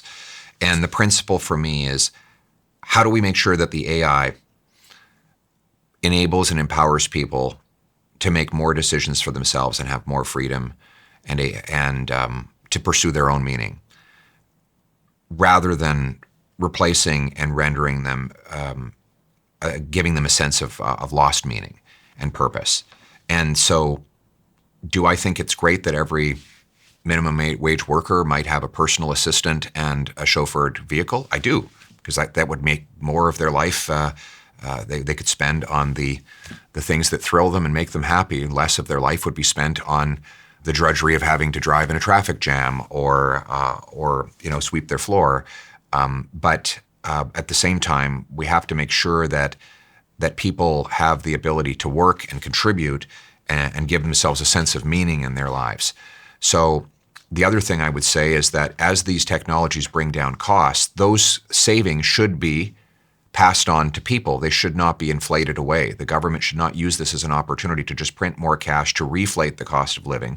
We should actually seek as our goal to lower the cost of living, make life more affordable, make our dollars go further, which hasn't happened in generations. And so if technology is going to allow us to produce more for less, then let's make sure that the working class people actually enjoy that benefit rather than having it inflated away. It is quite concerning that, if wealth does accrue to these big companies and, yes, people like Elon, who, incredible entrepreneur, is going to become the world's first trillionaire. Right. And I don't think he'll be the last, the way things are going with artificial intelligence. And then if there is job disruption, I do think there's going to potentially need to be some government intervention, corrective government intervention. Do you not? I don't know. Nobody knows exactly what's going to happen. I mean, it was, Paul Krugman, the Nobel Prize-winning economist who embarrassingly predicted that the internet would have no more impact on our lives than the fax machine. And he's a Nobel Prize economist, I think from Princeton or Yale or something. So nobody's Nostradamus on these things. But we have to have guiding principles, and mine are the rules around technology should always be geared towards giving people more agency, more meaning, and more control over their lives, and not less. It's funny because I don't hear it reflected enough in political discourse. Right. I hear us focusing on other things, and one of those things is immigration. Across the Western world, the subject of immigration seems to be a bit of a winning formula for political leaders. If I think about the UK, what Trump said about being invaded by rapists and murderers from the southern border. Do you feel that it's a it's a sort of a weaponized, divisive tool for people to get elected, complaining about the brown people or foreigners? I'll just give you the Canadian experience. So for roughly 200 years, we had the most successful immigration system in the world, by far. In fact, other countries, both Republicans and Democrats in the United States used to say we need to study the Canadian system because it has been so successful. We had a point system that measured whether someone would be a good fit for our labor market, whether they would integrate well into our system. And overwhelmingly, people integrated, intermarried. My wife is a refugee from Venezuela. That is not an uncommon story in Canada. What we encountered was a very sudden and inexplicable increase in the numbers in the period from 2021 to 2024 that was strictly out of line with our ability to absorb people into housing, healthcare, and jobs. And this upset the social peace on immigration that we had had for 2 centuries leading up to it. And now everyone across the political spectrum agrees that it went too far, too fast. And the approach that we're taking is that we have to make it a lawful system. It has to follow the rules. People have to come in legally in numbers that we can absorb and ultimately integrate into jobs, society, and our way of life. Population cannot grow faster than the housing stock, or you'll run out of places to live. It can't grow faster than the number of jobs, or you'll run out of paychecks for people. And so we need a controlled, orderly system that's both compassionate and common sense. It's such a divisive subject. You've seen what's happened here in the United States with ICE. Right, yeah. It's a different situation in the U.S. The immigration problem in the U.S. goes back many, many years, many years of chaos at the southern border. We didn't have that in Canada. Like, that was unheard of. We had roughly 1% of population immigrating to Canada for 200 years. It was uncontroversial in Canada up until this very strange, inexplicable spike that really only helped very wealthy landlords and employers that wanted to drive wages down and rents up. They were the only beneficiaries of the extreme increase in numbers. If you don't get the replacement rate back up to a level where you're having enough kids in Canada, does it track that eventually you would have to rely on more immigration to solve for the sort of GDP issues? Look, economic immigration of high-skilled people to our country has always been successful, and nobody resents that. One of the things that we have to do, though, is when people get to Canada, they have to be able to fulfill their potential. In Canada today, we have these gatekeepers that block immigrant professionals from even working in their field. So, for example, we have 20,000 immigrant doctors and 32,000 immigrant nurses who can't work in medicine because they can't get a license to practice. There's this incredibly bureaucratic system they have to go through that takes 8 or 9 years to prove that they actually have the qualifications. It's so crazy that when I went in for my eye surgery, there's a technician there who literally flies to the UAE to do eye surgeries 10 days a month, and then comes back to his family in Ottawa, where we only let him work as a technician. And so UAE is a more technologically advanced country than Canada, and eyeballs are the same in the UAE as they are in Canada. Immigrants in Canada have historically been more educated than our Canadian-born population, just in terms of their credentials, but have not been able to fulfill their work because our licensing system shuts them out. So I want to fix that with a merit-based test that gets them into the high-paying jobs that will actually strengthen our economy. Much of the reason most people haven't posted content or built their personal brand is because it's hard and it's time-consuming, and we're all very, very busy. And if you've never posted something before, there's so many factors in your psychology that stop you wanting to post. What people will think of you. Am I doing this right? Is the thing I'm saying absolutely stupid? All of these result in paralysis, which means you don't post and your feed goes bare. I'm an investor in a company called Stan Store, which you've probably heard me talk about. And what they've been building is this new tool called Stanley that uses AI, looks at your feed, looks at your tone of voice, looks at your history, looks at your best performing posts, and tells you what you should post, makes those posts for you. You can also just use it for inspiration. And sometimes what we need when we're thinking about doing a post for our social media channels is inspiration. Building an audience has fundamentally changed my life, and I think it could change yours too. So I'm inviting you to give this new tool a shot and let me know what you think. All you have to do is search coach.stan.store now to get started. You know, every once in a while you come across a product that has such a huge impact on your life that you'd probably describe it as a game changer. And I would say for about 35 to 40% of my team, they would currently describe this product that I have in front of me called Ketone IQ, which you can get at ketone.com, as a game changer. But the reason I became a co-owner of this company and the reason why they now are a sponsor of this podcast is because one day when I came to work, there was a box of this stuff sat on my desk. I had no idea what it was. Lily in my team says that this company have been in touch. So I went upstairs, tried it, and quite frankly, the rest is history. In terms of my focus, my energy levels, how I feel, how I work, how productive I am, game changer. So if you want to give it a try, visit ketone.com/Stephen for 30% off. You'll also get a free gift with your second shipment. And now you can find Ketone IQ at Target stores across the United States, where your first shot is completely free of charge.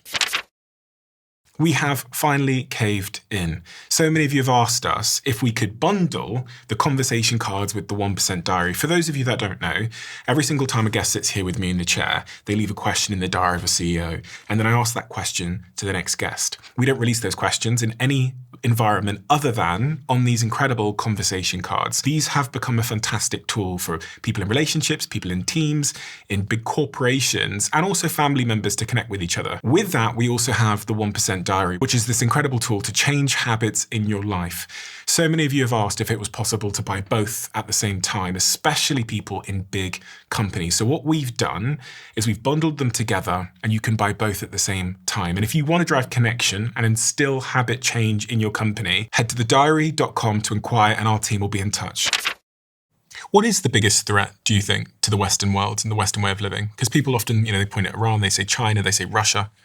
I think it depends on what China decides to do. China is a spectacular and brilliant civilization with so much to contribute to world harmony, if that's their choice.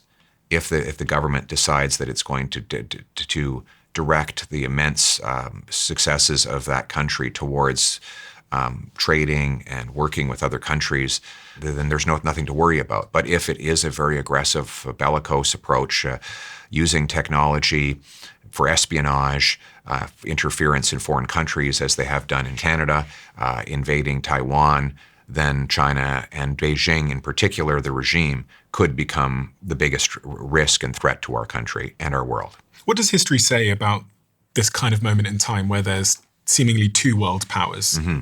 Well, there is an incredible book called Thucydides' Trap, which a professor named Allison said that throughout history, he took, I think, 20 occasions where an incumbent superpower was caught up on by a challenging superpower. And in, I think, the majority of cases, it did end up in war. And now he said it's not necessary, though, and it doesn't have to happen. It can be avoided. And he lays out a plan in his book for it to be avoided. I think it can be avoided as well if Beijing can be made to understand that it is in the interest of China to be part of the community of nations, to work collaboratively, to trade freely, to be a partner rather than an enemy. And I hope they make the right decision. Is it fair to say that the United States is really at war with China now already, but just through proxy wars and other types of sort of economic wars? And because now that they both have nuclear weapons, you can't really have a direct conflict, can you? Well, let's put it this way. Venezuela, Iran, Cuba, these are all countries that were in the realm of influence of Beijing. And they're the countries where the United States is pursuing a change. So there is the war that we watch on the evening news and the real interest behind them that is driving it. Canada doesn't have nuclear weapons, does it? No, we do not. Why? We made a decision, I think it was about, I want to say about 40 or 50 years ago, not to pursue nuclear armament. We didn't think we had any need for it.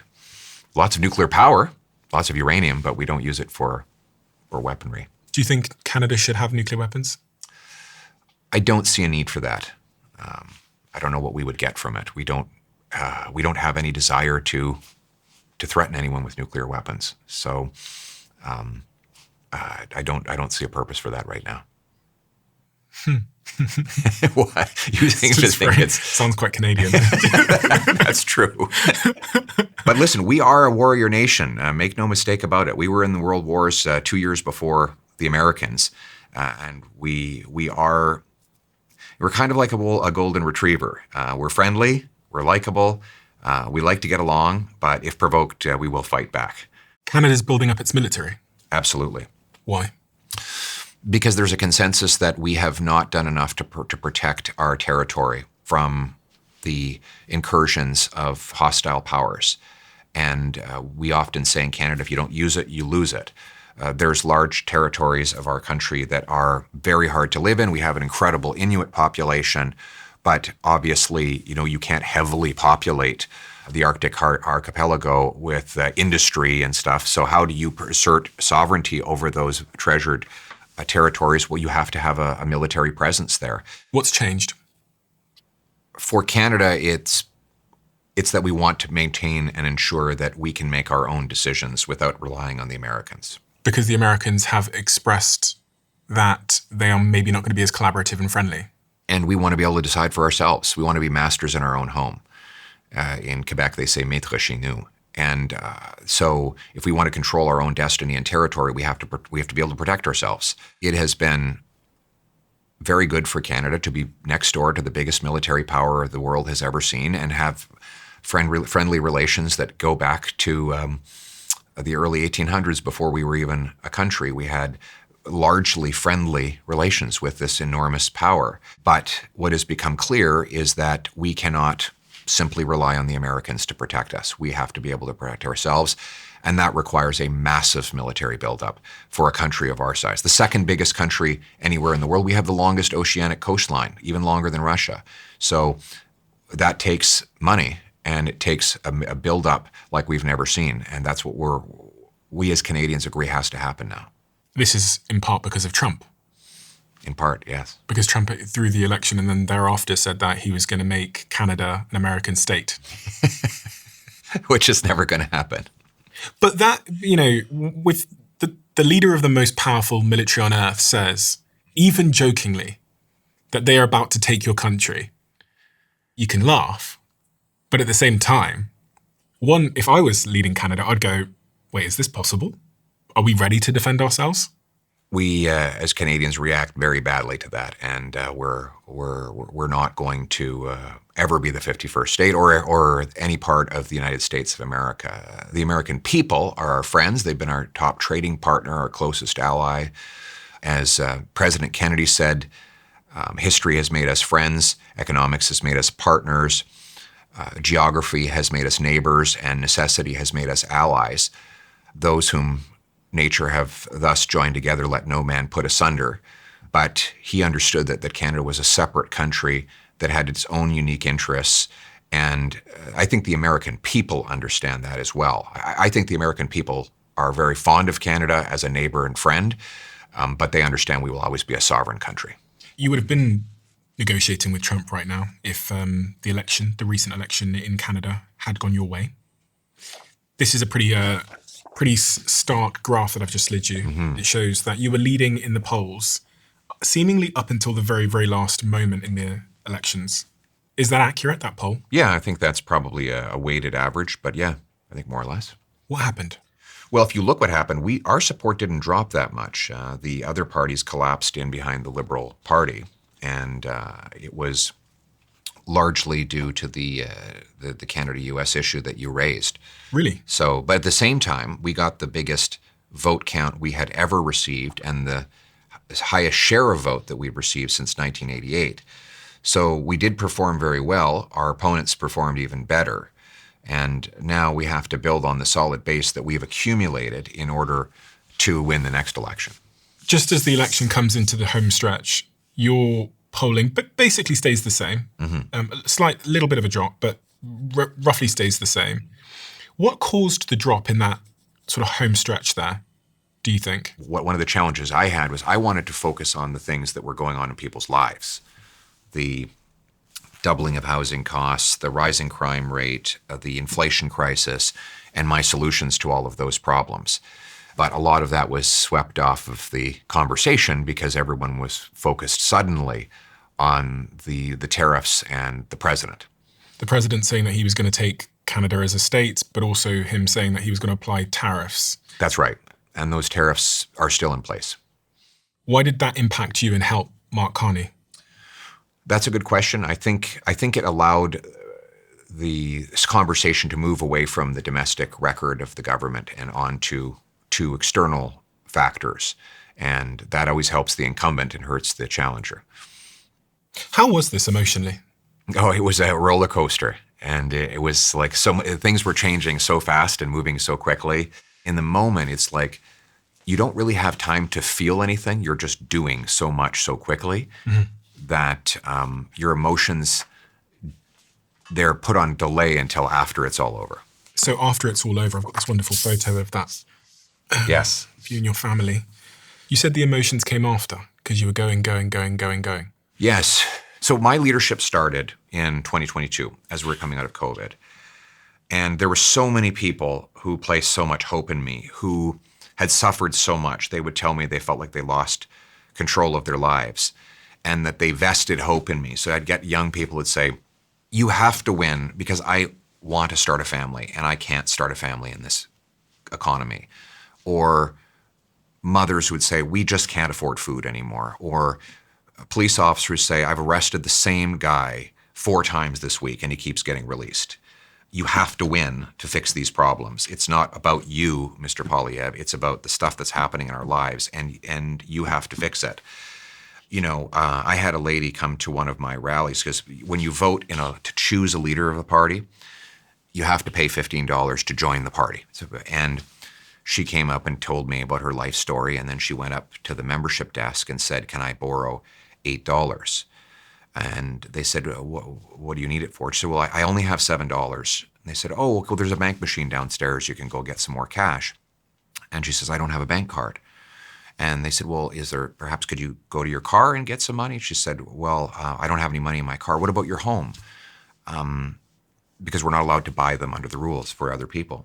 And she said, I don't have a home. I live in my car. And the $7 is all the money I own. And I'm spending it on a membership so that I can vote for Mr. Poilievre because he is my only hope. This is the only chance I have. So I wanted to deliver for these people.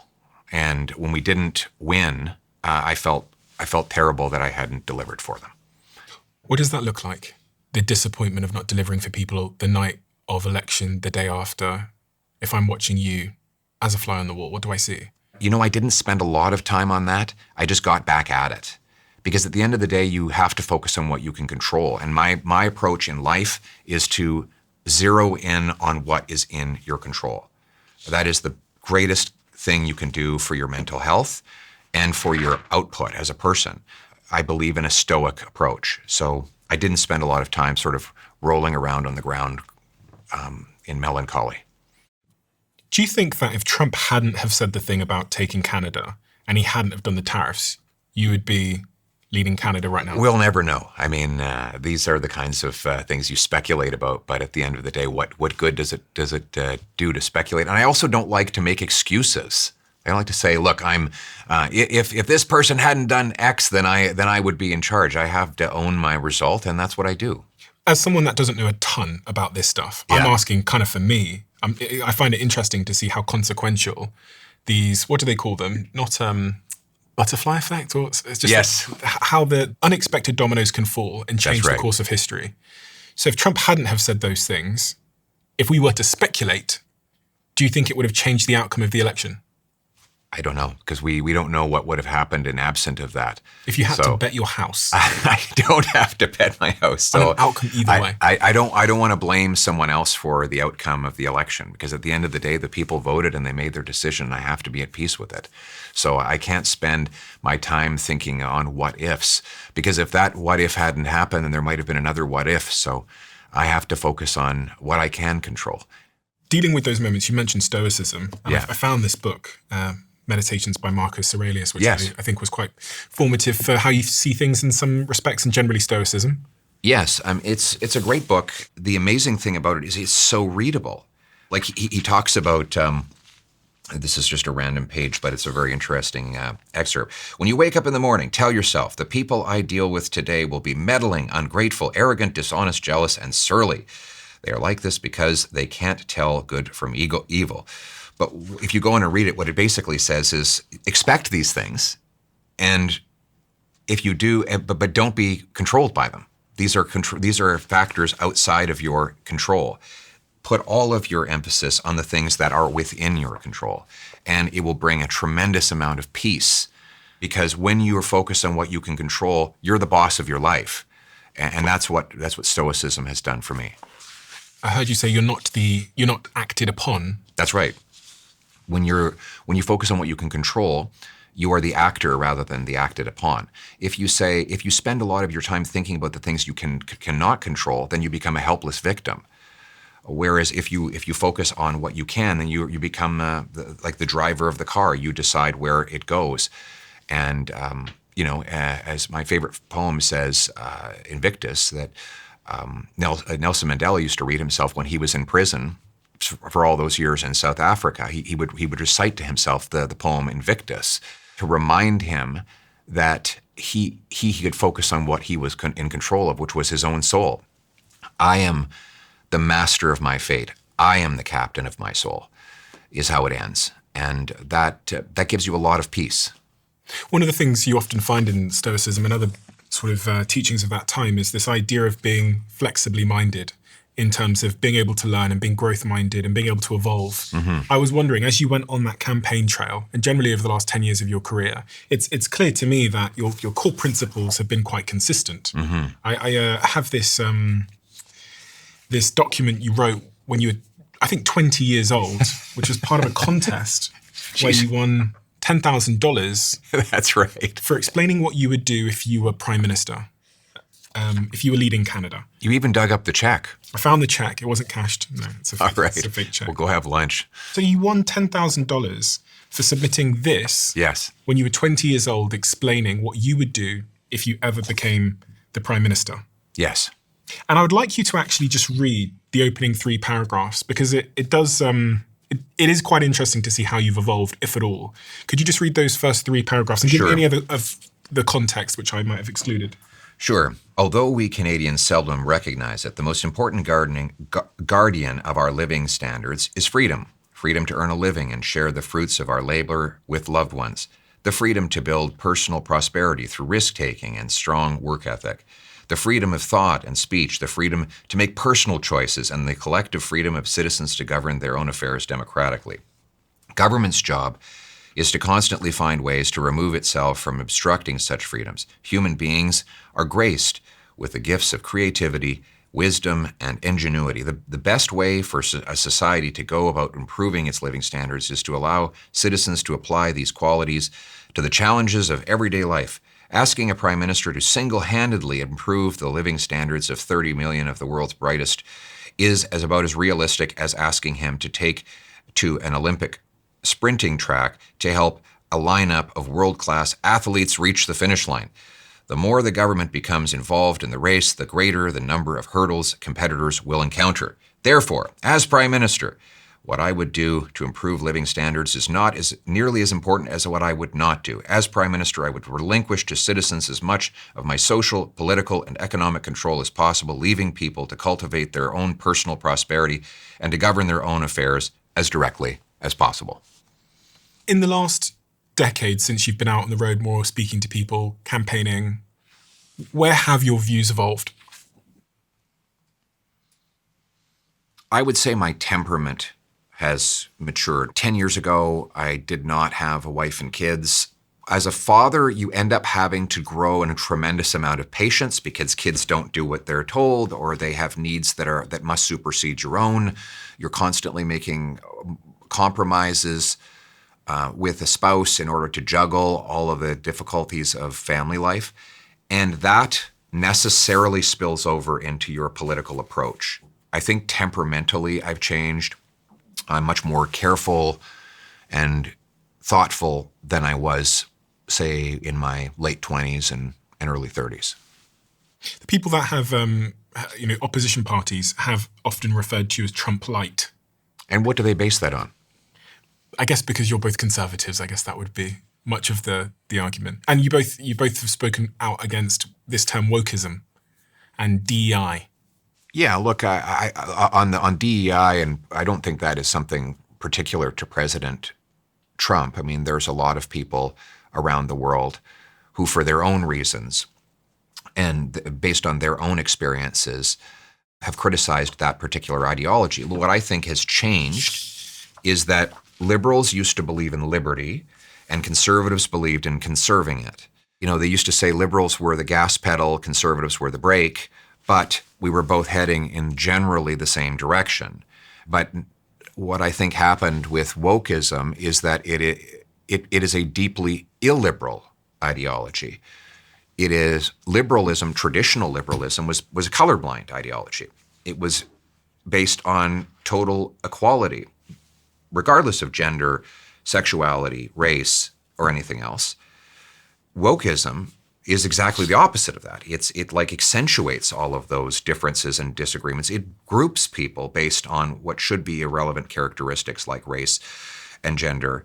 And then having divided people into groups, it seeks to expand state control over their lives.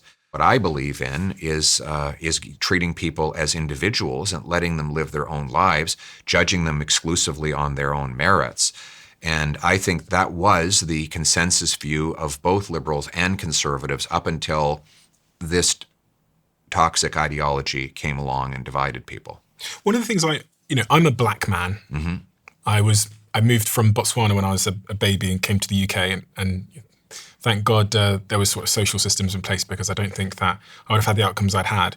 One of the things that I did know, though, when I was 18, dropped out of university and started to get into the world of business, is I was aware, because when you look at like funding data for entrepreneurs that are black or especially women, it's clear that there's like a systemic disadvantage of some sort. And I wonder, someone like yourself who's against this sort of DEI ideology, how do you contend with like systemic institutional discrimination towards certain groups, which does pose objectively real disadvantage on them being able to climb the ladder? Because you said something earlier about your goal being in Canada to make sure everybody like has a fair shot. That's right. How does one counteract the systemic issues around race or gender or whatever it might be that stop that being possible?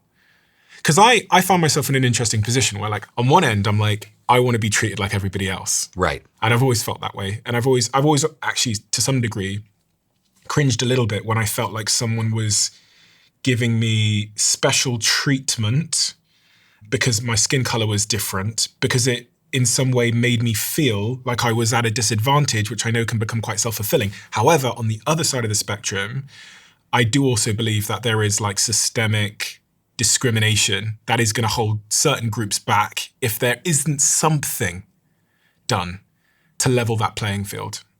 So, look, I think the answer is equality. There has to be strict equality and equal treatment regardless of race, gender, ethnicity, religion. And that is the ideal to which we were all striving. And I think if we get back to that, then we can give everybody a chance to achieve based on their own merit. What we need is a meritocracy that is colorblind and judges people based on what they can do. People aren't colorblind, though, are they?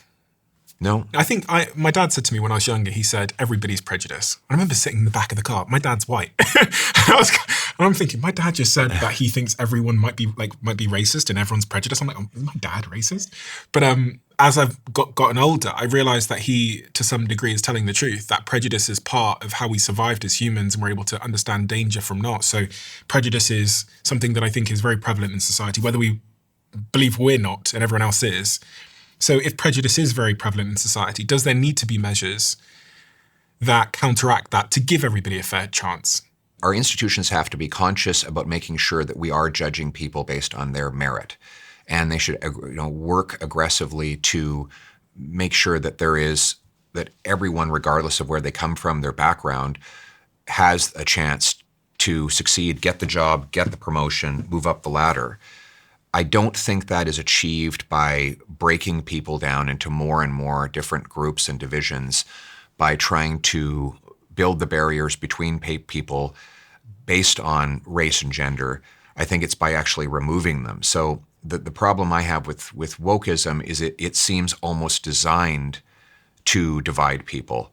And that is exactly the opposite of the objective that we all sought when we pushed for racial equality and personal freedom and responsibility. How does one contend with the systemic issues, though, the prejudices? I remember reading about studies where, like, if they got a bunch of people and got them to apply for jobs, and just based on the names, whether they were like a typically white name versus, say, a typically black name, the response rate is markedly different. Well, I go back to my first principles. I think that government is responsible for a lot of the barriers that are put in place. So let me give you some examples. When government brings into place these anti-housing policies that I described, they impact far more on minorities and disadvantaged people than they do on established people, obviously, because if you're new to a country or you come from a poorer background, you won't have a house. And then you're the one who's going to pay the biggest price for the fact that government is making housing unaffordable.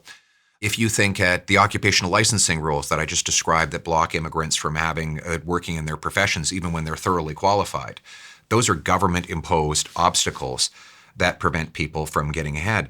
Also, a lot of these soft on crime policies have been sold to us on the grounds that they're going to help minorities by ensuring that we don't have as high a conviction rate. Well, what they've actually done is that in many minority communities where the law-abiding people are now suffering as a result of criminals of all backgrounds.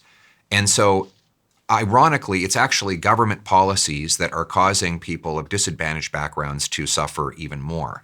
So wokeism accentuates all of those problems rather than solving them. So I'm interested in solving problems to give everybody the opportunity to live a safe, affordable, opportunity-filled life. And wokeism is not doing that.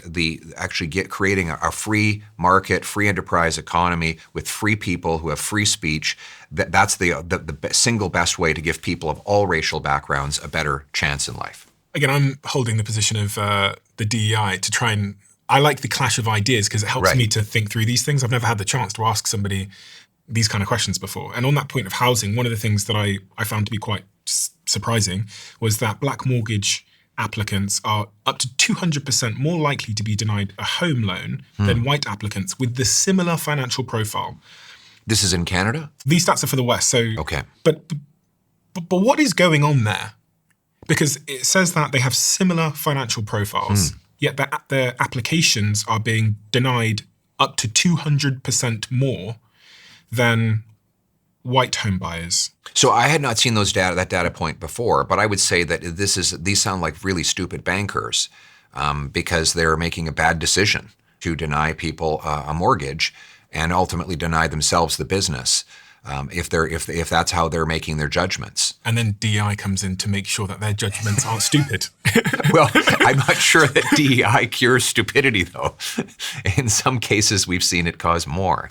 But that's how it shows up, right? It's like a logical next step, which is there's prejudice going on in the system, which is making it unequal for some groups. And DEI becomes this corrective measure so those stupid bankers don't make stupid decisions. But DEI has been in place now for several decades, and how is it working? You're reading the statistics to show that it's not. So maybe it's not actually doing what it's designed to do. Maybe it's doing other things. The other thing that I actually was really keen to talk about, and I just realized is sure. Is this. Oh, that's little Valentina there. She loves to be on Daddy's shoulders. How old is Valentina? Valentina is 7 years old. 7 years old. And she's nonverbal? She's nonverbal, yes. What does nonverbal mean? She is autistic. She's on the spectrum. So the biggest difference between Valentina and other children is the ability to communicate verbally. So we're working very hard on that. She's making some encouraging progress, but she does have some challenges in that area. She's very acrobatic and rambunctious. She loves to climb, swing, bounce, jump, and she is extremely affectionate. And one of the superpowers she has is that whatever she does 100%. She's also 100% authentic. So that's not the case once kids get old enough to manipulate to get what they want. They can put on acts and artifices. She doesn't do that. She's the real deal all the time. You know exactly how she feels because she indicates it. And she's very blessed to have a little brother, Cruz, who adores her and treats her better than anyone else in the world. I often hear parents talk about their concerns with, someone like Valentina growing up in the world as nonverbal. You're not going to be here forever to protect her. And, I was saying to you before, my brother has 3 kids under the age of, 7 years old now. And I've noticed just how much he thinks about how they're going to be when he's not here. How does that relate to Valentina being nonverbal and how you think about the future? Well, a lot of things. Like one, we obviously have to build up a nest egg for her so that if she can't earn income, she will have the resources for a great life after we're gone. And second, we're really hoping that we forge a very permanent and deep bond between her and her brother Cruz, because he will be there. And one of the things he says again and again is, my job is to protect Valentina from bad guys. So this is a good attitude, especially that they are actually in the same class. Even though she's older, she is in his class at school. And so he's daddy's eyes to protect our little princess. But I think when he's older, I believe, based on his nature, that he's going to be there for her. And we are building a plan towards that. My job is to protect Valentina from bad guys. That's right. It's a great instinct. How has it changed your politics? It's reinforced my sense of compassion for people who can't provide for themselves. And, I've talked a lot about how government should be limited. I do think there's a very real role for government to help people who genuinely cannot provide for themselves, people who suffer with disabilities being probably the best example. And it has reinforced to me that we have to also have policies that recognize the inherent worth of every individual. Too often, governments have seen people with disabilities as just someone they have to care for, but not someone who can contribute. And I believe that everybody has something to contribute, and that we should try to unlock that in every human being. We don't know exactly what Valentina will do, but I believe she will do some kind of a job at some point in the future. And I'm very passionate about policies that enable people with disabilities to have work opportunities, even if it's just very limited, to design programs so that when they have for example, cash or medication support, it doesn't get robbed from them just because they get a job. So it has focused my mind a lot on people. It gives you a sense of compassion, because when you see somebody who might be different, like I see my daughter in that person. I see my daughter, often my wife is very good at this. She'll see someone who might be acting differently in a crowd, and other people are looking at that person, and she'll grab my hand, she'll say, I think he's autistic. And then she will often go and talk to that boy and make him feel loved. So compassion is about feeling what the other person feels, and you have a greater ability to do that when there's a loved one close to you who has the experience. An interesting range of emotions to be the father, the parent of a autistic child. Yes. I know this because I get messages en masse from our audience members who have an autistic child. Yes. What can you say to the range of emotions you feel? My wife was able to discern that there was something different about Valentina very early on when she was still a baby, because she didn't make a lot of eye contact. And there was a period during which she was not very communicative at all, even in ways that babies normally are. There wasn't a lot of reciprocal communication to start with. So when we went for the diagnosis, we were not that shocked. So, I think she was a nurse or she was a specialist, gave us the diagnosis, and she was like paused, like waiting for us to burst into tears. I mean, we were just kind of like, yeah, we expected that, and let's get on with it. And then we just started doing the things that we had to do. And my message to parents of autistic children is just focus on what you can control. Get on to the things that you have to do. Get a speech therapist. Get the play structures in the house that they love. With Valentina, it's a bouncy castle and a little trampoline and a lot of building blocks, and enjoy them. Like she's so much fun. Like she's a fun little girl. She loves to jump. She's scared of nothing. If anything, the problem is she's a bit too much of a daredevil, but she's a thrilling little girl to be around. She loves to, like you see all the pictures with her on my shoulder. She always loves to climb on my back, and she loves to run. She loves me to run with her on her shoulders. So like enjoy the special things that they bring, because they are magical. They're wonderful. They're just they call it autism because they're in their own world. You can't force them to be in your world. You have to go into their world and reach them there. And understand that, for her, tapping on something might give her a tremendous sensation that we can't appreciate. On the other side, minor irritants that you and I would brush off might drive her completely crazy. And so if she's having a meltdown, it's not because she's a bad kid. It's because she's going through a horrific sensation that we can't quite understand. So, but you just have to embrace it all. And it's a lot of extra legwork that goes into a child that has these conditions, but it's worth it and it's rewarding in the end. She, obviously not met her, but from all the photos, she makes you smile just looking at the photos. She makes everyone smile, and she's very popular at school. The kids are very nice to her, by the way. Like we get secondhand reports, and it's like they love her. They're sweet to her.